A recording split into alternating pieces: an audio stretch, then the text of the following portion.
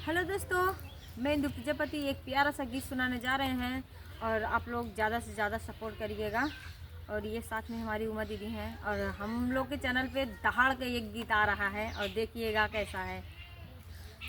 नदी तीरे बोल बचराई सजी खोटल कैसे जाई, नदी तीरे बोल बचराई सखी खोटई कैसे जाई, खोटई चोराई संगे ससुर मोरा गईले, खोटई चोराई संगे ससुर मोरा गईले, सास दिही अगिया लगाई सखी खोटई कैसे जाई, सास दिही अगिया लगाई सखी खोटई कैसे जाई, नदी तीरे बोल बचराई सखी खोटई कैसे जाई, नदी तीरे बोल बचराई सखी खोटई कैसे जाई, खोटई चोराई संगे जेठ मोरा गईले, खोटई चोराई संगे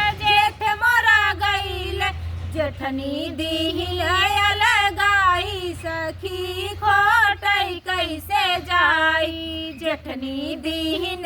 लगाई सखी खोटई कैसे जाई, नदी तीरे बोल बचराई सखी खोटई कैसे जाई, नदी तीरे बोल बचराई सखी खोटई कैसे जाई, खोटई चोराई संगे देवर मोरा गईले, खोटई चोराई संगे देवर मोरा गईले, ननद दीदी झगड़ा लगाई सखी खोटई कैसे जाई, ननद दीदी झगड़ा लगाई सखी खोटई कैसे जाई, नदी तीरे बोल बचराई सखी खोटई कैसे जाई।